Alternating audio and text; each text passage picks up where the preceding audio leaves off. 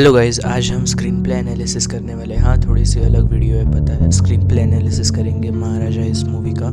तो महाराजा के screen play analysis की शुरुआत करते हैं उसके स्क्रीन प्ले से। The screen play of the movie is the best thing about the movie. The way it unfolds the story is really mesmerising. The movie begins with a comical plot, जहाँ महाराजा नाम का व्यक्ति अपने घर के चोरी हुए कूड़ेदान की कंप्लेंट करने पुलिस स्टेशन पहुंच जाता है। As ridiculous as it sounds, but इस कूड़ेदान का नाम लक्ष्मी होता है। तो मूवी की शुरुआत में हमें देखने मिलता है कि महाराजा के घर में एक्सीडेंट होता है, जहाँ एक ट्रक घुस के उसके पत्नी की मृत्यु हो जाती है, पर लक्ष्मी सेव्स हिज डॉटर। सो सब पुलिस स्टेशन वाले कॉमेडी के बाद मूवी का हर एक कैरेक्टर को सेटअप कर दी जाती है। And after that we see the entry of Anurag Kashyap, जो कि इस मूवी के मुख्य विलन है, जो कि एक बड़े चोर है, जो घर में घुस के लोगों की ब्रूटली मार के औरतों के साथ दुष्कर्म करते हैं और सारा माल चोरी करके दिन में एक नॉर्मल इंसान जिसकी अपनी एक फैमिली है और वाइफ है और उसके साथ एक बेटी है, ऐसी लाइफ जीती है, यानी कि पूरी नॉर्मल लाइफ जीती है। और फिर हमें पैरेलली महाराजा और पुलिस वाले सीन्स एंड सेल्वम के अपने फैमिली लाइफ और प्रोफेशनल लाइफ क्राइम वाली लाइफ को नेविगेट करते दिखाया गया है, जहाँ वो अपने बेटी के लिए एक रेड डायमंड वाला नेकलेस खरीदता है। और हाँ, ये नेकलेस आगे चल के प्लॉट में भी काफ़ी रेलेवेंस रखता है। अब उसी समय वो सफ़ेद शर्ट वाला आदमी जिसकी पिटाई बार में इस गैरेज वाले आदमी जिसका नाम धना होता है उसने की होती है, उस वाले सीन में हमें महाराजा देखने मिलता है, जो अपने घर में मिले टोल की पर्ची से उन्हें ट्रेस करता है और उसे पता चलता है कि उस सफ़ेद शर्ट वाले आदमी की कार वो गैरेज वाला आदमी जिसका नाम धना होता है वो रात भर घुमा रहा था। एंड फिर Maharaja kills him, yes, abruptly kills him. हमें कुछ बताया नहीं जाता अब तक, उसका सिग्निफिकेंस क्या है उस व्यक्ति का, हमें बताया नहीं जाता। Movie cut backs to the present and we can see कि डिस्पाइट पुलिस स्टेशन में अपने साइड में बैठने के बावजूद वो आदमी महाराजा को पहचान नहीं सकता बिकॉज ऑफ हिज ब्रोकन नेक। अब आप पूछोगे कि वो आदमी पुलिस स्टेशन में क्या कर रहा था, तो जब से धना गायब है तो उसे ढूंढने के लिए उसके गैरेज के कोवर्कर्स पुलिस स्टेशन में कंप्लेंट करते हैं and for that same reason police उसे पूछताछ के लिए बुलाती है। वही दूसरी तरफ पुलिस नल्ला शिवम, जो कि पुलिस का एक इन्फॉर्मर है, उसकी मदद से एक फेक डस्टबिन, कुप्पतोटकी जिसे तमिल में बोलते हैं, यानी लक्ष्मी जैसा अपीयर होता है, उसे बनाते हैं। बट कोई दूसरे चोर सरेंडर नहीं करना चाहते, unlike seen in the introduction of the police of inspector. उनके इंट्रोडक्शन में जो हमें देखा जाता है कि वो कई सारे चोरों को, मतलब एक चोर को, फेक चोर को सरेंडर करवाते हैं। तो because since the reason is ridiculous कि यार डस्टबिन चोरना अपने औकात से बाहर हो जाएगा उनके लिए, औकात के बहुत नीचे। So Nalla Shivam agrees to surrender with ₹50,000 offer. अब पुलिस स्टेशन, अब जब पुलिस उस इवेंट को ठीक से समझने के लिए फिर से नल्ला शिवम और तीनों ये लोग पुलिस वाले एक कॉल लगाते हैं पुलिस स्टेशन में, जहाँ महाराजा भी बैठा होता है। वो फिर से महाराजा को स्टोरी एक्सप्लेन करने बोलते हैं कि अब इतनी बार स्टोरी सुनने के बाद हर कोई इरिटेट हो जाता है, लेकिन इस बार वो सुन ही लेते हैं, क्योंकि उन्हें फिर से देखना होता है कि एग्जैक्टली कैसे फेक आउट करें इस डस्टबिन चोर के प्लॉट वाले को। तो फिर तब पता चलता है कि जो प्लॉट पॉइंट्स महाराजा हमें स्टोरी में बताता है वो उसके साथ नहीं बल्कि उसके बेटी के साथ हुआ होता है। और धना, नल्ला शिवम और सेल्वम यानी अनुराग कश्यप की पूरी गैंग उस रात मौजूद होती है और महाराजा की बेटी के साथ दुष्कर्म करते हैं वो लोग। एज सच जो हमें पहले वाले सीन में देखने मिला था कि महाराजा और उसका दोस्त जो दुष्कर्म करते हैं, उसी तरह। तो मतलब यस, उसकी बेटी के साथ वो अत्याचार करते हैं। और फिर आगे उसी समय महाराजा वो शू वाले प्लॉट में बिजी रहता है कि वो शू खरीदने जाते हैं, इसलिए उसे लेट हो जाता है घर आने। और जब वो आके देखता है तो ये सब हुआ रहता है, तो he gets sad, it's really sad. After that हमें देखने मिलता है कि वो अपने आप को मारने लगता है, इधर उधर की चीज़ें फोड़ने लगता है और बेहोश हो जाता है सिर पे अपने वार करने से।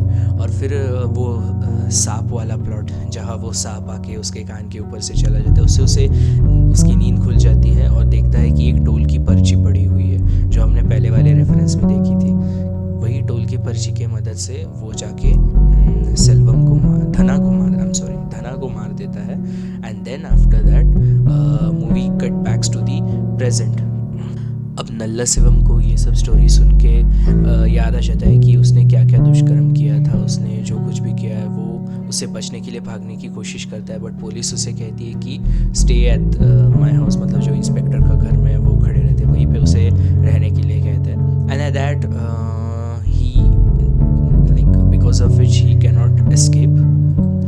और फिर जब पुलिस अगले दिन महाराजा के घर पहुंच जाती है नल्ला शिवम के साथ वही एक्ट फिर से रिप्ले करने के लिए, चोरी वाला, तब महाराजा को भी पता चल जाता है कि उस रात नल्ला शिवम वहाँ प्रेजेंट था। लेकिन यहाँ हमें सरप्राइज करती है एक सीन जहाँ पुलिस इंस्पेक्टर, हमें पता चलता है कि पुलिस को भी पहले से ही पता था कि नल्ला शिवम दोषी है, और उसके वजह से it's a major plot reveal और गूज बम्स आ जाते हैं आपके मूवी देखते समय। सो आगे चल के पुलिस के सपोर्ट से महाराजा नल्ला शिवम को मार देता है। काफ़ी एपिक सीन है, मतलब मन की संतुष्टि हो जाती है। ऐसे लोगों के साथ यही होना चाहिए, मेरा तो 100% मत है, यही करना चाहिए इन लोगों के साथ। एंड देन पुलिस नल्ला शिवम के साथ साथ सेल्वम को भी ढूंढ लेते, सेल्वम यानी अनुराग कश्यप। तो वो जब अनुराग कश्यप से मिलने जाता है महाराजा, तब काफ़ी एक फ़ाइट सीन हो जाता है उनके बीच में। काफ़ी एपिक फाइट है एक्चुअली। वो बिल्डिंग में एक दूसरे के ऊपर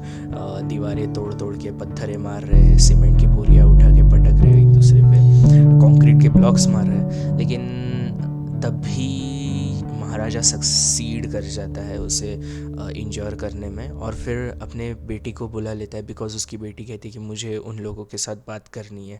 फिर बात करने के बाद वो बेटी उसे सारे गहने फेंक देती है उसके मुंह पे कि जा, तुझे बख्श दिया मैंने, वरना मेरे पापा तुझे मार देते। और फिर हमें देखने को मिलता है कि वो एक लॉकेट जो उसने अपने बेटी को दिया था बचपन में, वो वहाँ दिखता है। तो वो कंफ्यूज हो जाता है। फिर पता चलता है जब उसकी सज़ा कट चुकी थी 13 साल बाद, जब वो वापस आया था, तब देखने को मिलता है कि वो अपने बेटी और बीवी को ढूंढने आता है। तो पता चलता है कि एक्सीडेंट में दोनों की मौत हो चुकी थी, जहाँ महाराजा भी उसी सीन में था जो पहले वाला दिखाया गया था। वो सीन अलग तरीके से प्रेजेंट किया गया था मूवी के स्टार्ट में, और अलग तरीके से प्रेजेंट किया गया था मूवी के एंड में, जिससे हम कंफ्यूज हो जाते हैं। लेकिन एट दी एंड हमें पता चल जाता है कि वो उसका घर नहीं था, बल्कि सेल्वम की बीवी और उसके बेटी का घर था। तो पता चल जाता है कि लाइक यार ये बहुत ही डार्क टर्न था, मतलब इतना डार्कनेस मैंने पहले किसी मूवी में एक्सपेक्ट नहीं किया था। आई मीन कैसे कर सकता है कोई यार, ये मेजर प्लॉट पॉइंट हमें पता ही नहीं चलता कि महाराजा की बेटी और उसकी बीवी और सेल्वम की बीवी सब मर जाते हैं, लेकिन लक्ष्मी महाराजा की बेटी के ऊपर नहीं बल्कि सेल्वम की बेटी के ऊपर गिर जाता है, जिससे कि सेल्वम की बेटी की जान बच जाती है, अम्मू जिसका नाम होता है।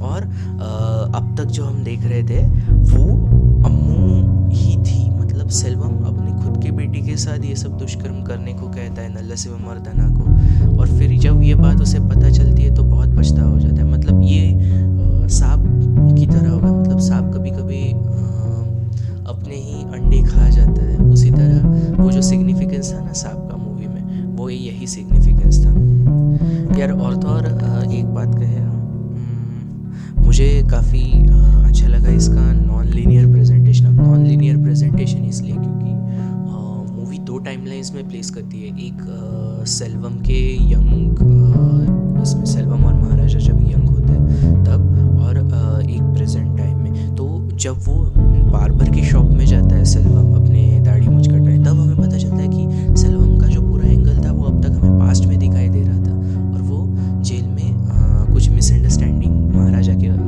वजह से चला जाता है। उसे लगता है कि महाराजा ने मुझे पकड़वा दिया है, लेकिन वैसा नहीं होता। तो ये जो प्रेजेंटेशन था, तरीका है, वो मुझे काफ़ी पसंद है। मैंने पहले ऐसे कभी नहीं देखा था। मतलब if Christopher Nolan is a master in such type of screen plays, non linear screen plays, लेकिन इंडिया में मैं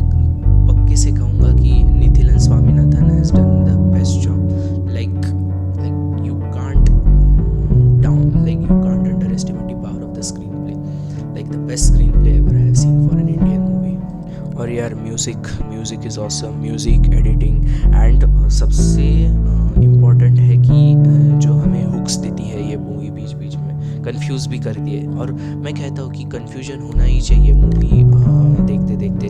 डायरेक्टर जानबूझ के कंफ्यूज करता है कुछ पॉइंट्स पे, तो वो हमें अच्छे लगते हैं ऑफकोर्स, बिकॉज वैसे होना भी चाहिए। अब मैं किन कन्फ्यूजन पॉइंट्स की बात कर रहा हूँ वो आप मूवी देखे बिना समझ नहीं पाओगे, सो बेटर है कि आप मूवी देख लो। एंड यार वीडियो अगर पसंद आई तो लाइक, शेयर एंड सब्सक्राइब कर देना प्लीज़, यार चैनल को सपोर्ट करना, नया चैनल है।